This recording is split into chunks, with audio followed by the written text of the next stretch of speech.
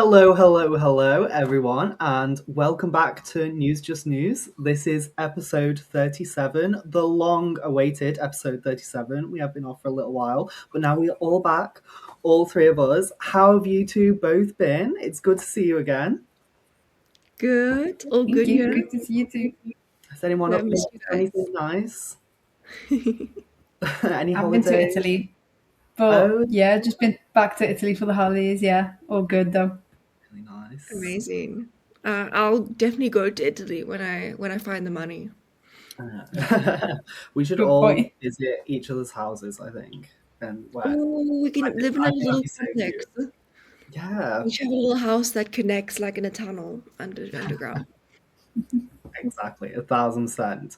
Anyway, enough of pleasantries. Let us get into today's episode. So, as always, for everyone who's new, we are from newsjustnews.com, where you can read everything that we're talking about today and so much more. There's entertainment, there's gaming, we've got loads of film things, we've got loads of music things, and let's get into it. So, the VMAs, we talk about all of these fun names, Taylor Swift, and it's all about the girls this year, which I love to see. So tell us about that, please. Yes, so it's very exciting. We've got the VMAs this year, very, very fun. And yeah, as you were saying, Adam, it is dominated by the girls, girl power, and it's very exciting. I am so excited for this year's VMAs. There's a lot to look forward to, and the two women heading are Madonna and Taylor Swift, both with 11 nominations, which is insane. So Madonna is for her musical, like music short film, Confessions 2, the film.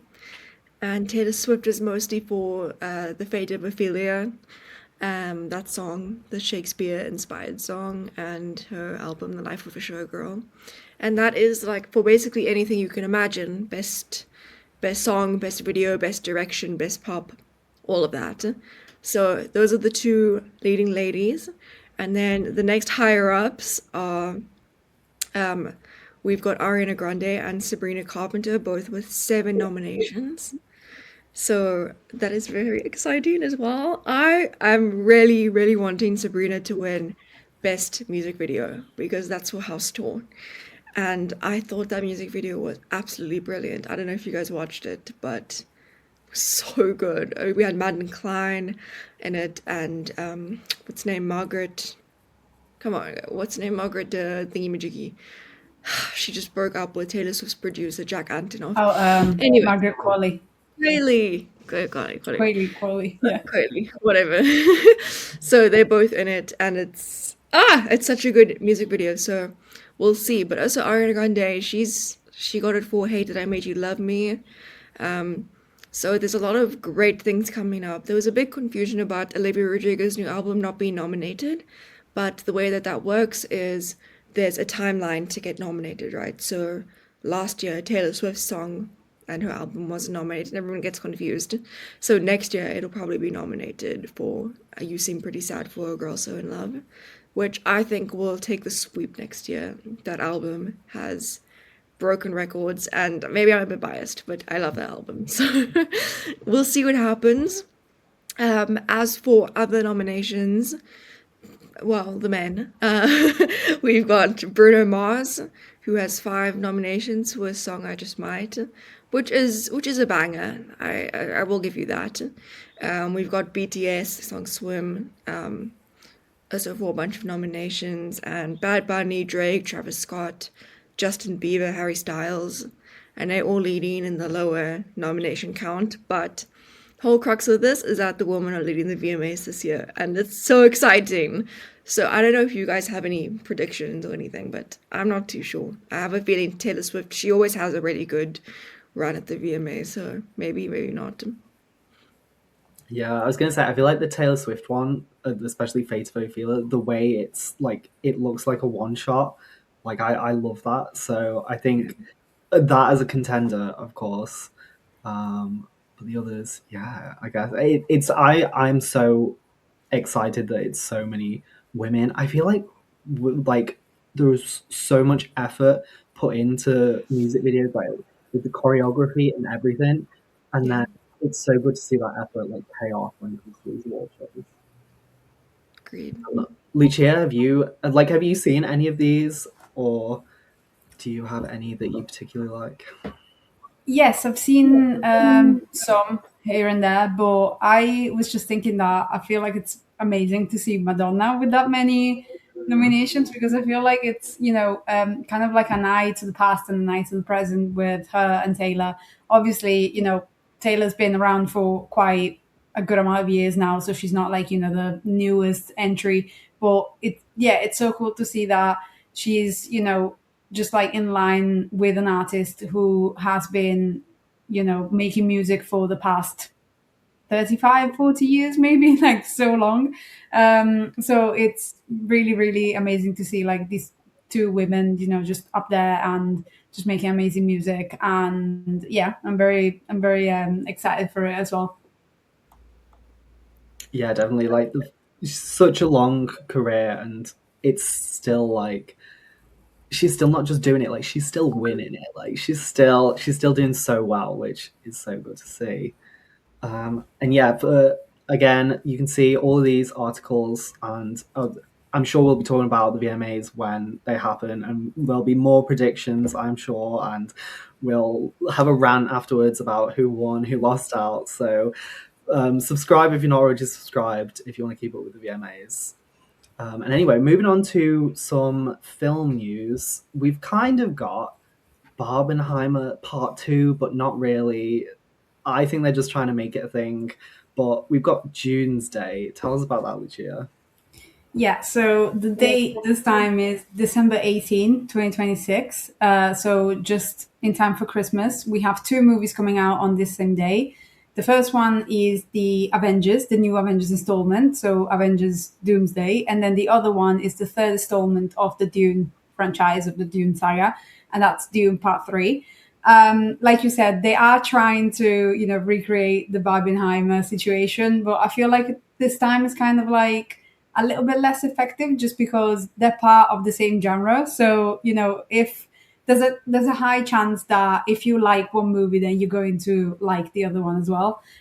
Whereas for Barbenheimer, I feel like what was so successful at the time when it happened back in July 2023, because like what made it so successful was the fact that loads of people went to see two completely different movies, and obviously those were Greta Gerwig's version of Barbie and Christopher Nolan's Oppenheimer. And it was, a war historical fiction kind of like biography movie and, Barbie. So loads of people made it an event. And I'm sure that loads of people made an event of this, new version of Oppenheimer and Barbie. So this new version of Doomsday, as they call it. But I feel like it'll be maybe a little bit more limited in sense of cultural importance, just because it's part of the same genre. Both movies are kind of like sci-fi superhero kind of genre, although Dune is not really superhero, but it's still part of the sci-fi genre. But it's still going to be exciting because when Barbenheimer happened, both movies together, like they made I think like almost $3 billion at the box office. So it'll be interesting to see how much Dune and Avengers will make this year, and I'm sure it's going to be a massive amount. But yeah, basically, we see on Doomsday, we see the appearance of the long-awaited Doctor Doom, and it'll be the next installment of the Avengers franchise after 6 years. Whereas for Dune, we'll see basically what happens after Paul, which is the main character of the whole story, played by Timothée Chalamet, started the war in the previous installment. So we finally see the aftermath of that, and both movies are they're going to be amazingly successful, especially Avengers. I feel like it's going to make a lot of money, and fans have been waiting for it for a long time. So we'll see what happens. Yeah, definitely. I do agree with you about the fact that what made Barbenheimer so big was the fact that they were completely different. And I feel like these are going to be long movies, I'd imagine, Dune and Marvel together. Can you really watch 6 hours of basically the same genre? Probably not. I mean, Anna, Are you going to be watching like one or both of them? Maybe not together. I'm guessing. Whew, guys, because when we said Doomsday, I just immediately thought Doomsday because that's what the day makes me think of. Like, my attention span is not so great. I really am not a great example for my generation because I fit right into it. So I will be watching Avengers, but I will admit I've never watched a Dune movie, and that's okay. What about it? It's too long. I can't sit through all of that. I can get people to tell me about it. I know what it's about, but I refuse to sit through a movie that's over 2.5 hours long. So, and that's my personal preference. So no, I will not be participating in Doomsday. Fair enough. When was the last Avengers? Was the last one 6 years ago. the Endgame, I think it was. yeah, so that's a big one. So this is going to be like quite a big.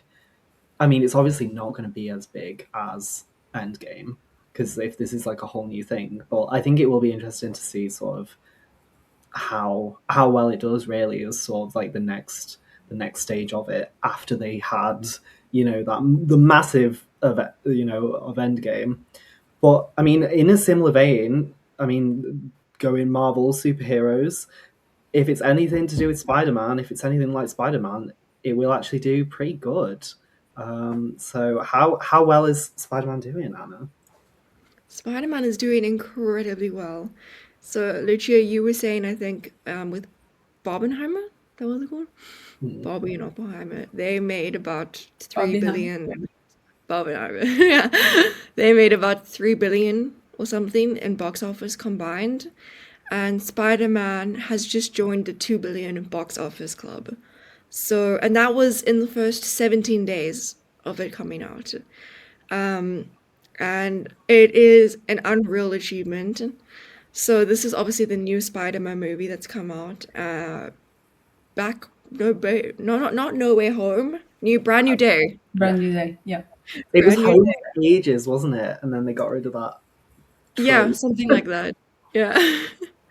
But it's done incredibly well. I think I could be wrong or something like it, but in a similar vein, Avatar remains at 2.92 billion, and Spider-Man now joins it at 2.24 billion, whereas I don't think any other movies go quite close to that. I mean, we've got Avengers, which did follow close, Avatar, Way of Water, Titanic, but nothing that quite hit the amount that the original Avatar did. And so Spider-Man is very close, and it is record breaking. So there's not much to say that just by the fact that it's been the best film. I mean, analytically in the Peter Parker universe. I don't know if you guys have watched it yet. I really enjoyed it. But yeah, amazing achievements. I remember like when I went to the cinema, packed, and it's so great to see cinemas packed again. And I kind of seen a resurgence in people going to the cinema and movies coming back and actually physically going. We talk a lot about physical media and entertainment here, so that's something that warmed my heart a lot. But yeah, major achievements on this side in the film industry right now. We've got a lot to look forward to and a lot happening. Yeah, definitely. I'm glad for Spider-Man. I feel like Spider-Man is it's been such an enduring franchise and it's done so well. I also really like the animated ones, the Spider-Verse films, and obviously they did that like the weird live action version of that for the last film. But I really want to see this one as well. So, if it's doing so well, if you recommend, I need to go. Like Lucia, I was going to ask, are you surprised by this in any way, or do you think no? Like obviously everyone was going to watch Tom Holland's last Spider-Man. Yes, I'm not surprised at all, actually. I also feel like Spider-Man is such a, like Anna was saying, is such, a classic and just like a overall very enjoyable character and franchise, and it has loads of fans. It always had loads of fans, and it's very accessible. I feel like a lot of movies, especially, within the Marvel universe, like sometimes they're very connected to each other, So if you have not seen one, then you might miss some details about another one and stuff like that. Whereas with Spider-Man, I feel like it's always kind of like, yeah, obviously you will miss some things if you haven't been keeping up, but in general, it's just very accessible. And, it's one of those movies that will be loved by kids, by, teens, by older adults. And it's just an amazing character, an amazing franchise. So I'm not surprised at all. Yeah, I think that's really well said about the accessibility. I think it's like kind of a coming age story, so it's that pattern, but it does it very well. So yeah, I mean, and on the topic of box office, this is a very box office sort of heavy, uh, episode. But as always, I have a funny story to end on. This has been all over my social media. This is not Model Land again. I know this is not just something that I've pulled from nowhere. It's called Niu Lai, and it's a Chinese film. I initially saw this because at the box office, complete opposite to Spider-Man, it made it was like under or just over $1,000 in the first 10 days. But now, obviously, it went completely viral, and it has grossed like 20 million yuan, which is like $3 million. So it's not quite as good as it's not quite hitting Spider-Man numbers, but it's such a turnaround, and it, yeah, it's just one of those where it's so bad that it's good. So it's about Niu Lai. So the name means "here comes the cow," and that's also the name of the character. And he's a newborn calf, and he befriends a skylark, and he can't walk on his hind legs, and together they go on this really abstract, absurd adventure together, and it's sort of a coming of age tale in that as well. But obviously, this was made by just two people. If I can find the name. So it's by Xin Yu Meng and his mother, Sun Li Fan, and which I think is so cute. It was a mother and son, and they did everything. So they did the animation, all of the voice acting, and I mean, it was a budget of nothing. So bless them. Extremely low budget animation, awful animation. That's what people are saying about it. The plot is weird. The lines are weird. And so when you go on the review page, there are, obviously a lot of 1-star reviews and a lot of ironic 5-star reviews. I mean, people are sort of praising it because it's not AI. Like people, these two people, they put soul into it, but then it's obviously so bad that it's good. And then there's also another funny thing that it means cow in Chinese, but it also means bull. So it's almost like you're saying like you want a bullish stock market, like you want the stock market to go up. So then loads of people in the reviews are saying like, oh, I went to see this, and then suddenly, my family got a fortune and stuff. Like I recommend everyone who invests go see this movie.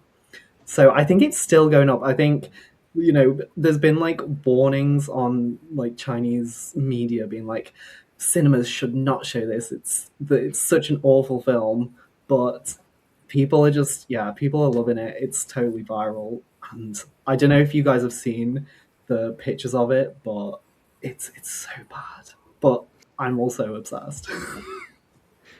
I definitely want to watch that. I think it's on. I think like obviously people have just like re-uploaded it onto YouTube and stuff. So if you want to see, just look at the animation of it, and then I think you will get it. But anyway,